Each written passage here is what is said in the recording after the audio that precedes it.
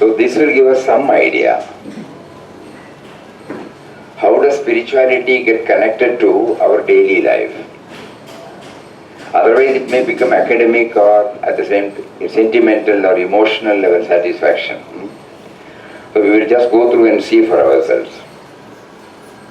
Why does the Brahman, the immutable, eternal, ineffable, manifest himself?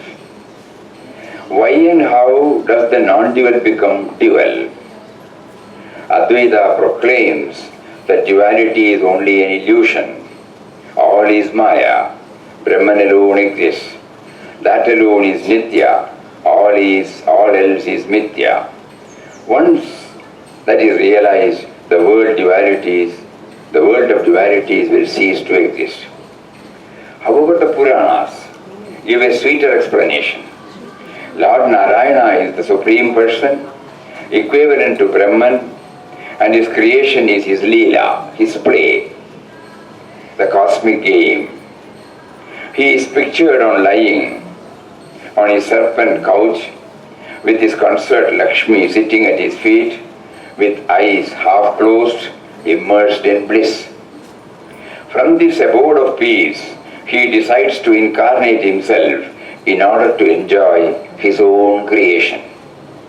He takes on many incarnations, but his incarnation as Krishna is the exciting climax, a burst of joyful laughter as it were, exploring the frailties and beauties of his own creation, admiring its grandeur, plumbing the heights and depth of its meaning, sometimes flouting his own laws, sometimes obeying, for he is the Purushottama, the Supreme Being, who possesses both the immutable unity and the mobile multiplicity.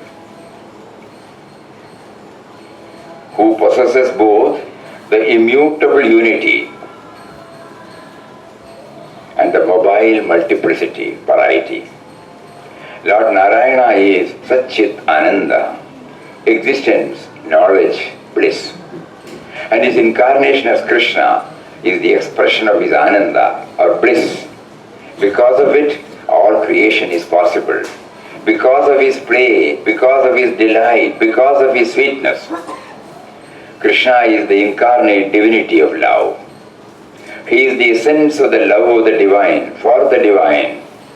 For the Jiva is also divine. And only the divine is capable of loving the divine with a love that is also divine.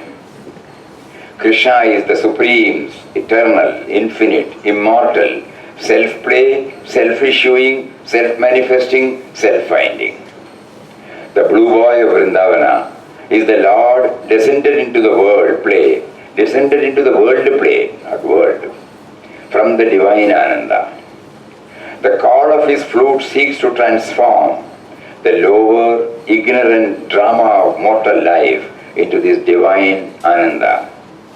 Those who are deaf to this enchanting call of love may be forced to listen to the crack of the whip at Kurukshetra, but to the seer, that is only another aspect of his love.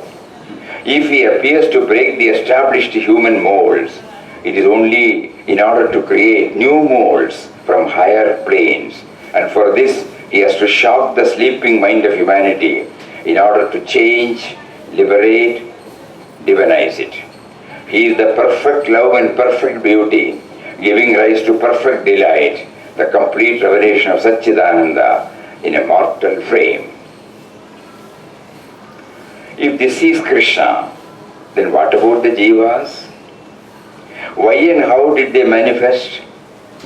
Are they not divine and therefore part of the game?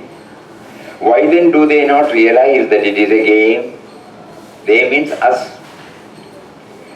Why are we not realizing that it is a game? Why do they have to suffer and sin and laugh and cry? Why does the beggar not realize that he is in truth the divinity clothed in tatters? The Puranas declare that the whole of life is indeed the Leela of the Lord, in which he himself is the hero and the villain, the actor and the audience, the director and the producer, the song and the silence, even the very stage on which the drama is enacted.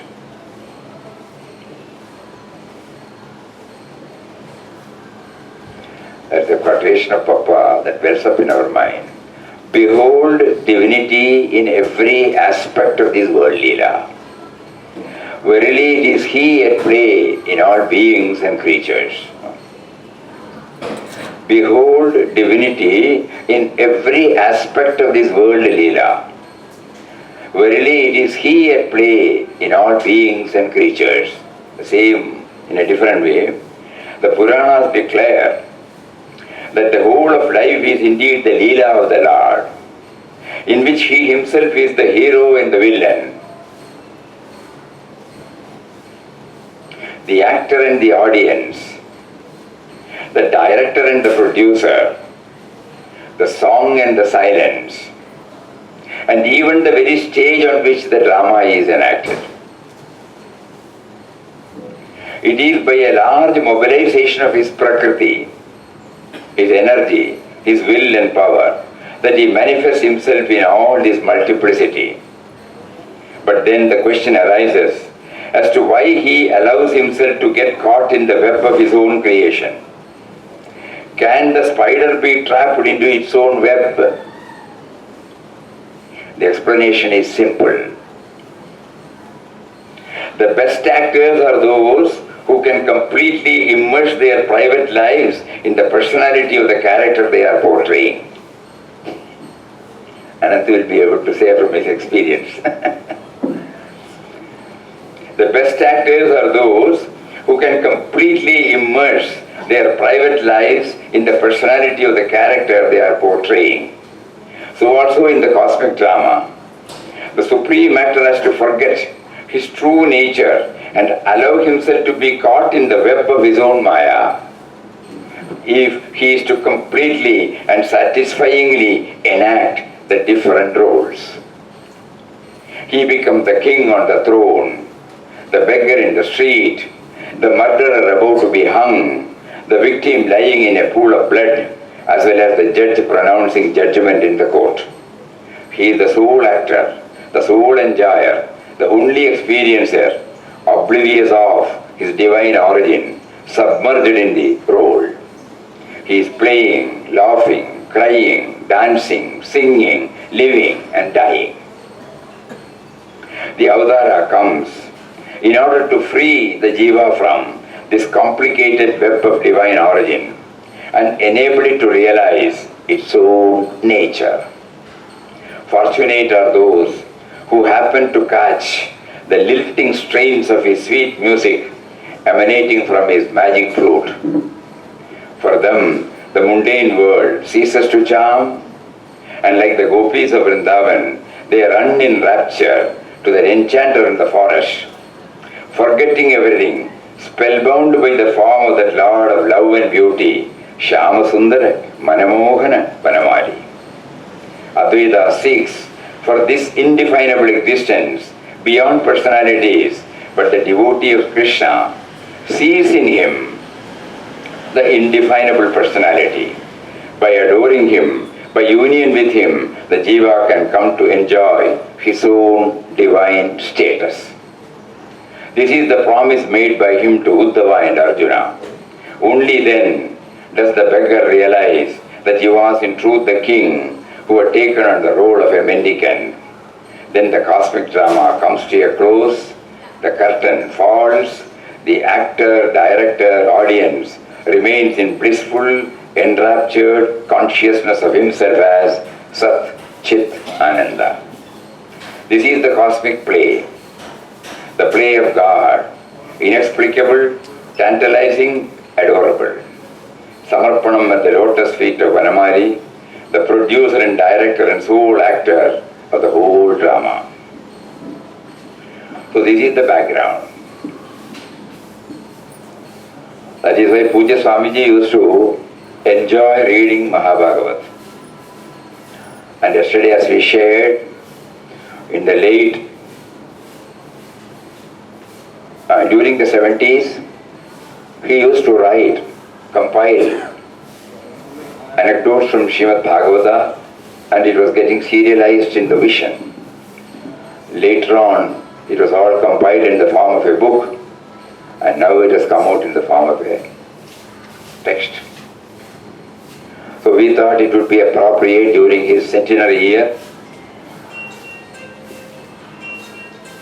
instead of going through the abstract philosophy, we would also try to read the personal aspect also, where the impersonal truth is being beautifully brought out or interlinked or integrated by the great writer devotee Vanamali. So then now we go to the text, the butter thief, but before that we will have one bhajan. Aaj ayo Shyama Mohana. My Lord, the adorable Shyam, has come today to play Rasaleela. The melody of the flute is enthralling. The beat of the drum goes Trikata. My Lord, the adorable Shyam, has come today to play the Rasaleela. O Lord, from whose belly button blooms from the forth the lotus, everything is the play of the universal energy. What can I say about it, O Dark One? You have come to eradicate sins and problems. Dispel my grief, O Lord. My Lord, the adorable Shyam, has come today to play Rasaleela. When we read, we have to keep on reminding ourselves that Lord Krishna is seated in our heart, though He has not revealed Himself in us. Now we are hearing a mythological episode drawn out from the Puranas, so that we will try to slowly realize the Krishna dwelling in our heart and what all the play He is making us to play. As an individual, He gives us a role and He does it. But in between, by His grace, He makes us to realize, even for a split second, in the form of His stotras, hymns, bhajans, music. And today we will have one.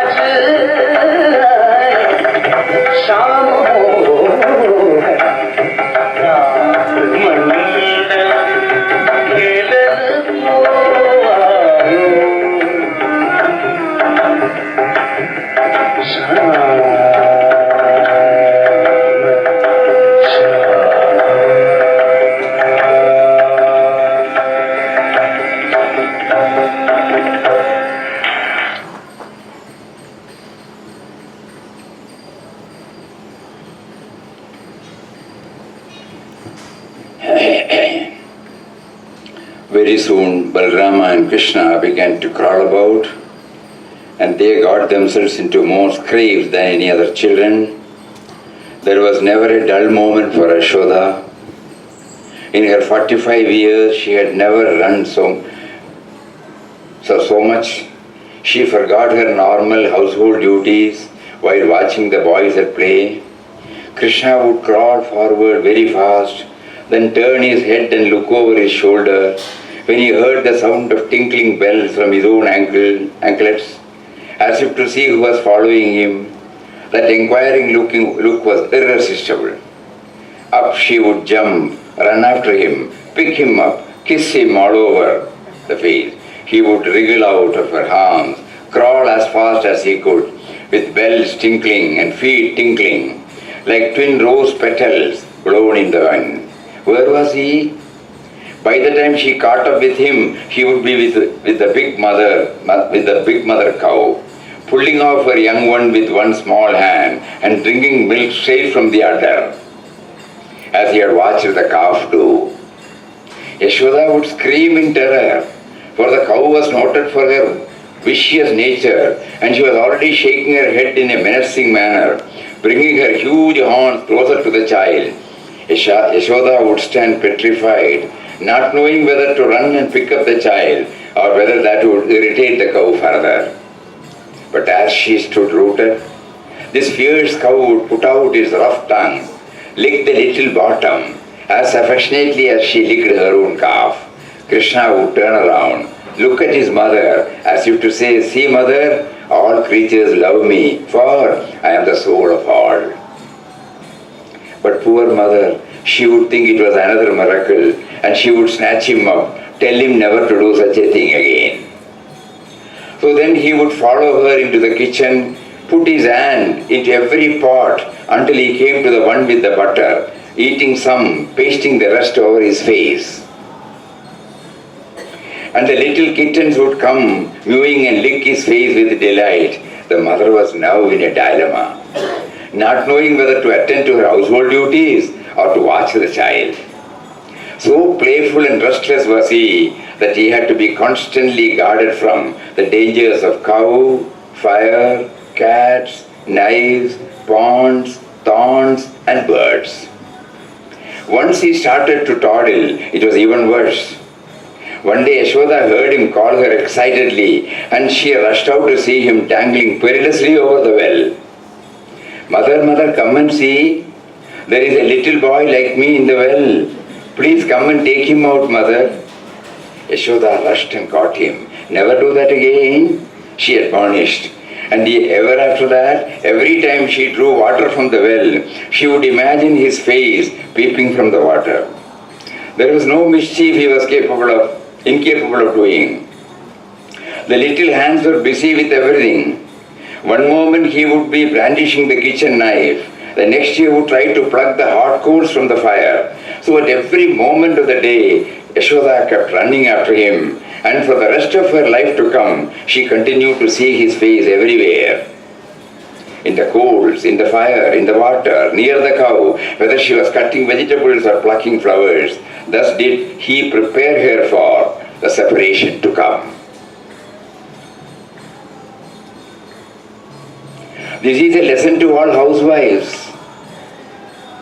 It is difficult to fix our mind on a formless God while doing mundane tasks, but how easy to recall the mischievous exploits of the divine child, peeping and laughing at us in and through our most tedious chorus. Sometimes some of other gopis would beg to be allowed to take him to their houses for the day, and Yashoda would reluctantly agree, for she could not bear to be parted from him even for a moment. Once he had been taken to a house, he would go uninvited. In fact, he would steal into their houses like a rogue, help himself to their butter, ghee, curd, milk, which were their prized possessions.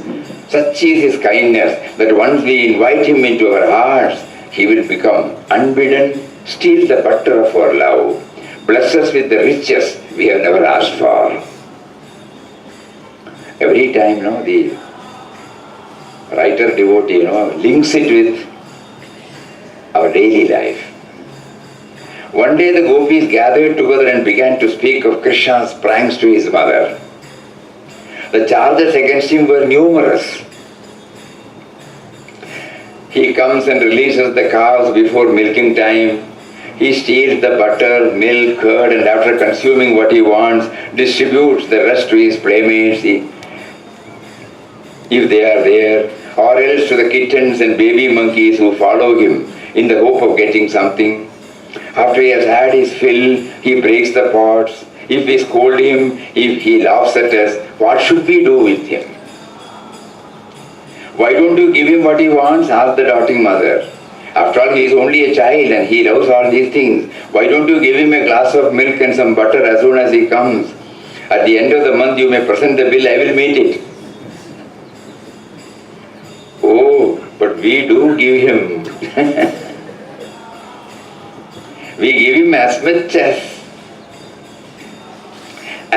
as such a small boy can eat, but still he comes into the house unseen, steals more. If we hang up the curd, he makes a hole at the bottom and drinks from the below as it drips down. After he has finished, his friends drink and the last drops are lapped up by the kittens. Another gopi took up once I hung the milk pot so high that he could not reach it even with a stick.